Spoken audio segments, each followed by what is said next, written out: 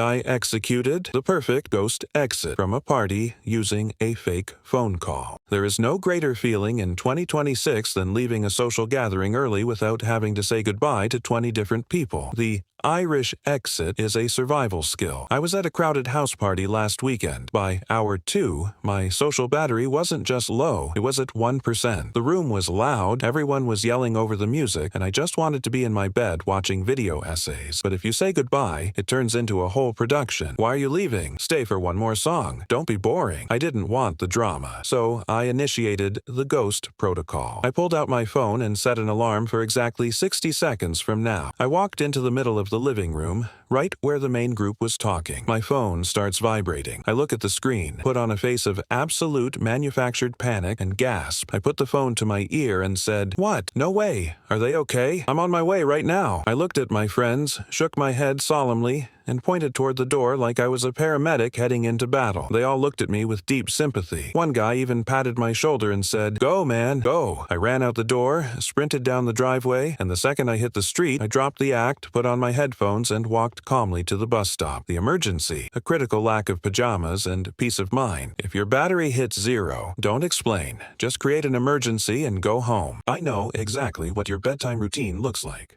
Let me guess your exact plan for the rest of the night. You're currently lying in bed. The room is completely dark except for the bright blue light reflecting off your face.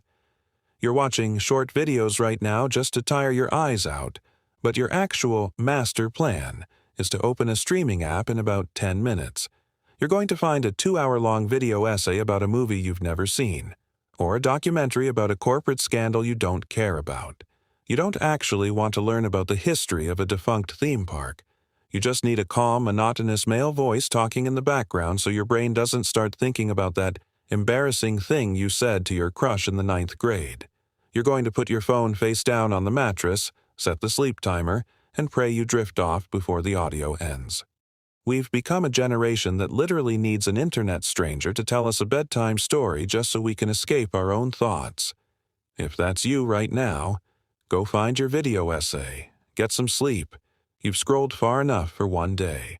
You opened this app for absolutely no reason just now. I know exactly why you're watching this video right now. You didn't open this app because you were bored. You opened it because about 30 seconds ago, you felt a phantom vibration in your pocket. Or maybe you just reached into your pocket, grabbed your phone, and unlocked it completely on autopilot. You checked your texts, nothing. You checked your notifications, nothing. But your brain couldn't handle the lack of stimulation. So your thumb automatically tapped this app icon before you even realized what you were doing. We are officially living in a simulation where our phones are training us like Pavlov's dogs. You are currently staring at me, listening to this beat, waiting for a hit of entertainment just because your screen time log needed another 5 minutes added to the daily average. Think about it. If you close this app right now, what are you missing? Nothing. But you're still going to stay, aren't you? Because the thought of sitting in total silence with your own brain for 5 minutes feels like a chore. Prove me wrong. Swipe away. I dare you. A fake Microsoft scammer tried to lock my PC,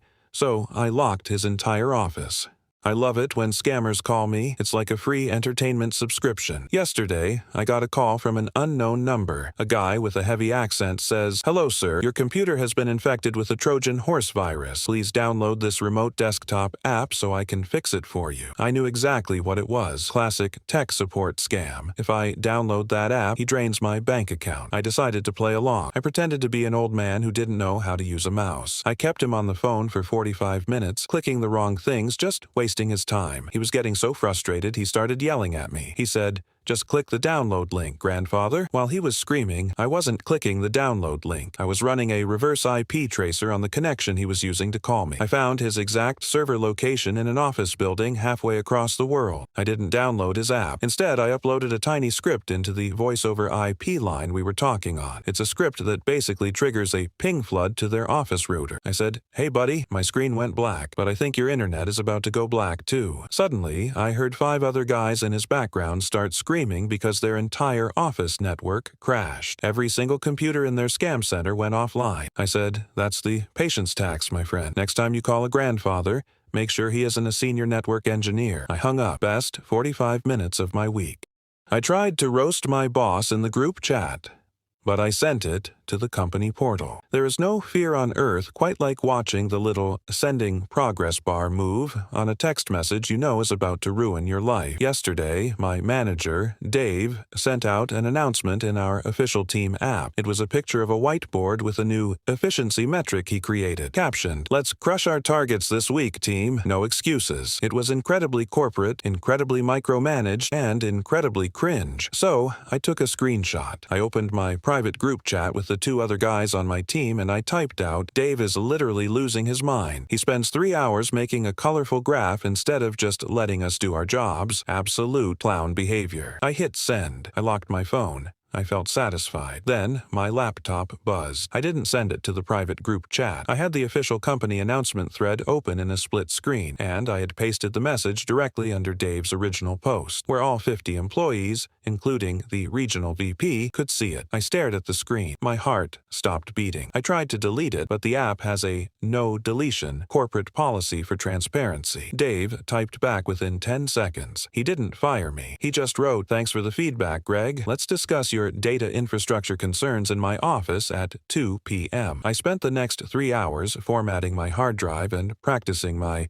"I was hacked" face. If you're going to talk trash in 2026, check the header 3 times before you press the button. I accidentally opened her text while screen sharing to a whole room. There is a very strict hierarchy to modern texting. If someone texts you and you aren't ready to reply, you do not open the chat. You read it from the lock screen notification like a civilized person. Yesterday, I was at work, giving a major presentation to my team. I had my laptop plugged into the big conference room projector, sharing my screen so everyone could see the quarterly data. In the middle of the presentation, my phone syncs to my laptop and a notification banners across the top of the screen. It's from a girl I've been casually seeing, and it says, "Hey, are we still on for tonight? Or are you going to keep acting distant?" The entire room goes dead silent. Now, if I ignore it, it stays on the screen. In a panic, my hand twitches on the mouse, and instead of hitting the X to dismiss the notification, I accidentally click the banner. The app opens full screen on the projector. The entire boardroom watches in real time as the text changes from unread to a giant glowing read at 11:15 a.m. I didn't just leave her on read in private, I left her on read in front of my manager, 2 vice presidents, and the human resources coordinator. My boss cleared his throat and said, "Well, Greg, it looks like you're managing your deliverables, but maybe not your relationships. Let's get back to the spreadsheet." I had to send a text 5 minutes later explaining that 30 people just witnessed my social incompetence. If you're going to screen share in 2026, turn on Do Not Disturb, or prepare to have your personal life audited by the board of directors. My DoorDash driver refused to leave my food until I looked him in the eye. Technology was supposed to make us efficient, but instead, it just made us socially fragile. Last night, I ordered food at midnight. I checked the box that says, "Leave at my door. Do not ring bell. Do not knock." Simple. The perfect transaction. I pay you, you drop the bag, you walk away, and I emerge from my cave like a goblin to claim my feast. I see on the app that the driver arrives. I look through the peephole. He sets the bag down, but he doesn't leave. He pulls out his phone, takes the confirmation picture, and then just stands there. He folds his arms, leans against the corridor wall, and starts checking his own social media. He was holding my food hostage. He was waiting for me to open the door. I texted him through the app, "Hey, you can leave it there.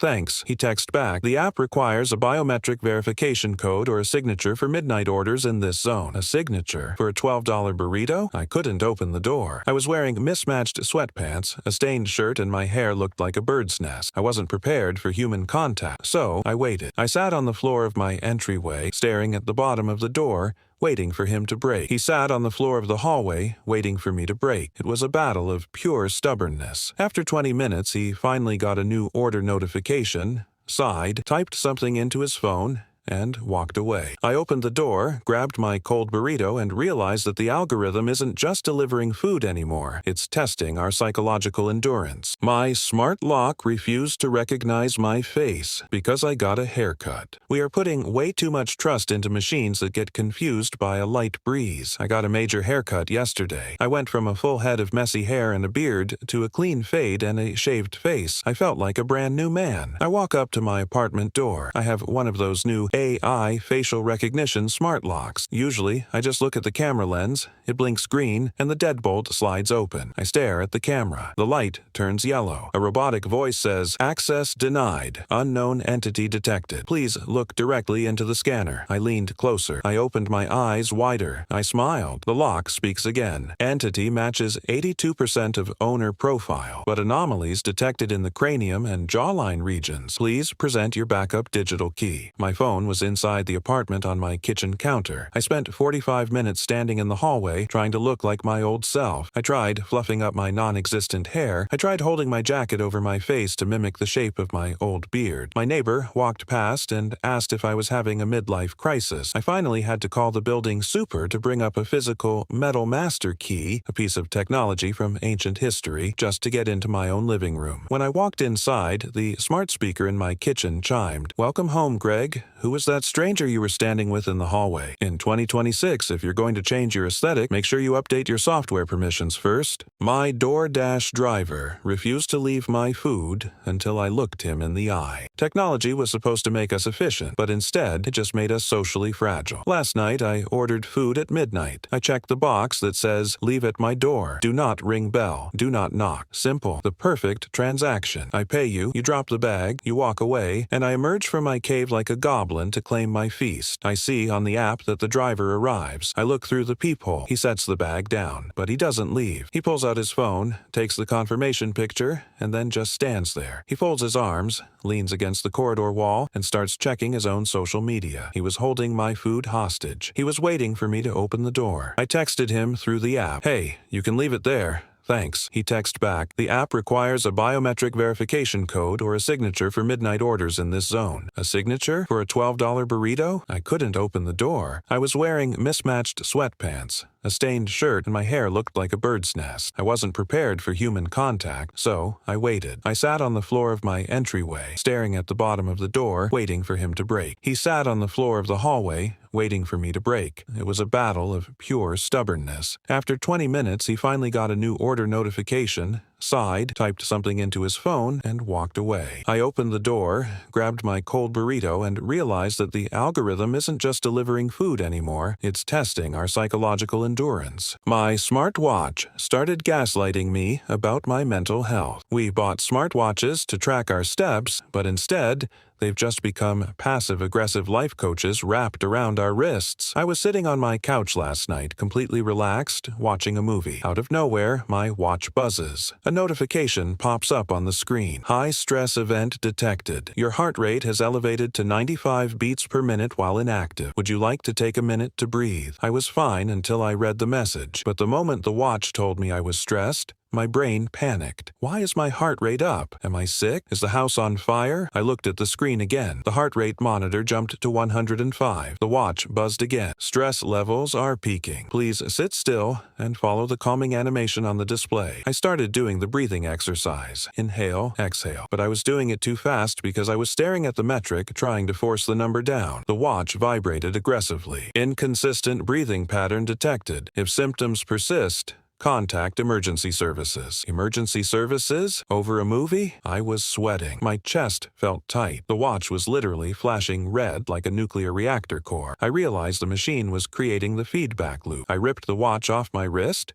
threw it into my sock drawer, and closed the door. Through the wooden drawer, I could hear it softly chiming. Sleep quality prediction low. In 2026, don't let a tiny piece of aluminum tell you how your soul is feeling. Turn off the notifications and trust your body. I paid $40 for a Cloud Kitchen burger that looked like a sponge. We need to talk about the absolute scam that is ghost kitchens on food delivery apps. I was scrolling through a delivery app last night at midnight looking for a premium burger. I found this place called the Artisanal Truffle Craft. The photos looked incredible. High definition, melted brioche bun, perfectly charred Wagyu beef, rosemary fries, and a little rustic brown paper bag. It looked like Michelin star food. It cost $40 after the service fee, the delivery fee, and the nighttime surge tax. 40 minutes later, the driver drops a generic plastic bag at my door. I open it. There is no rustic paper bag. There is a soggy white styrofoam container. Inside is a burger that looks like it was stepped on by a construction worker. The brioche bun was literally a regular cheap white bread roll that had melted from the steam, and the Wagyu beef was a gray, unseasoned hockey puck. I looked up the address of the artisanal truffle craft on Google Maps. It wasn't a boutique restaurant, it was a microwave station operating out of the back of a defunct car wash downtown that runs 20 different fake restaurant names off the same menu. I didn't call support to get a refund. I left a review. I took a high-speed macro video of the burger,